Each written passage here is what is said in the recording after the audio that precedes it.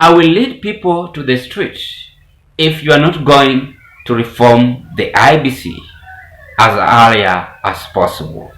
That is Okia Omtatah's remarks to President William Ruto. Fellow Kenyans, you are all aware that the IEBC group or men and women have not been appointed again by President William Ruto. And according to Okia Omtatah is saying that Ruto is buying time in order to rig election, and that is why he is not having any interest to reform the IEBC again. Without wasting of time, let's go through what Omtatah is saying. Omtatah is saying, IEBC leadership vacuum is a deliberate move to block Gen Z voters, Omtatah warns.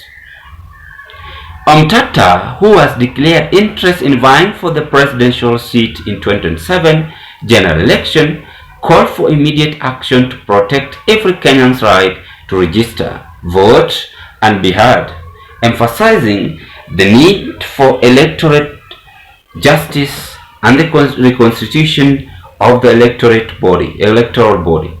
The lack of a full constituted IEBC is not accidental, it is a deliberate sign.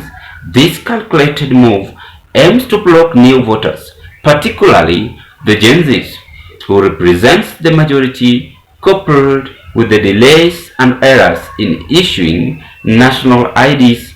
It becomes clear that these systematic handles are meant to suppress participation in our democracy, Omtatah wrote.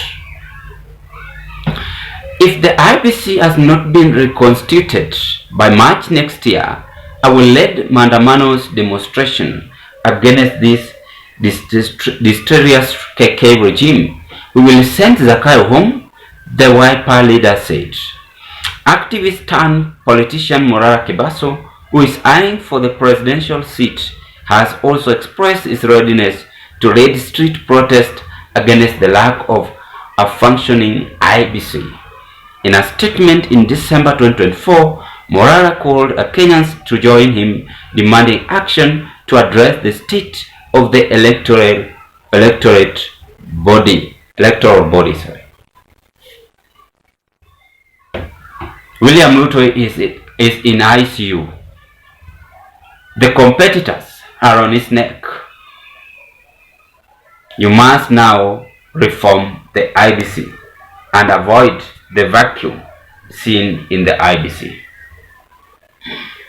That is what they are now after. And let's assume today William Ruto make it clear that he have started reforming the IEBC. What will these people's next move? We must now ask ourselves this question. I know they will be happy and start campaigning.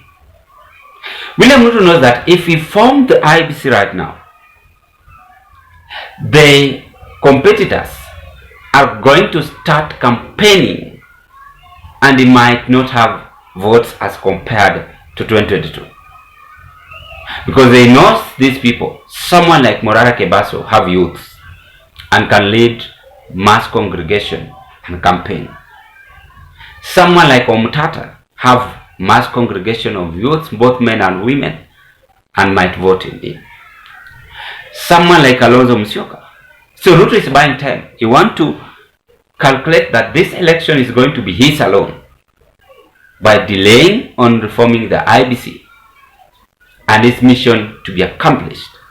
If Raila Odinga fails the AUC, he knows that Raila Odinga is now going to support him, of which I'm very much convinced that he might reform the IEBC maybe mwezi wa tatu, si mwezi wa pili, kwa sababu mwezi wa pili Kenya yote, nchi nzima inangoja kuona kama Raila Odinga ataenda Addis Ababa Ethiopia ama ataenda Bondo. And according to Omtatah is saying, you are trying to block Gen Z's votes. It means Omtatah have hope that Gen Zs are going to vote him 2027.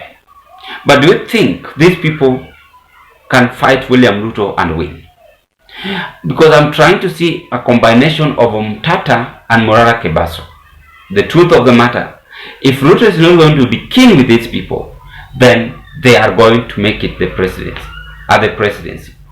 And the only hope William Ruto will remain with is to choose the close friend, allies,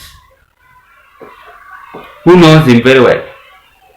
In the IEBC vacuum, these people are mentioning, and let them not be happy. They might be happy that Ruto have appointed the IEBC people, men and women. Hawajui maybe hawa ni rafiki wake. So we must not be happy on this movement.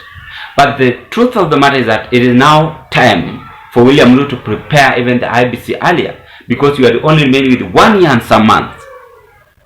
The clock is ticking very fast as the demand of reforming the IEBC rising up, as the competitor in the Republic of Kenya who are ready to fight or face William Ruto are on his neck, demanding this to be done as fast as possible before an election.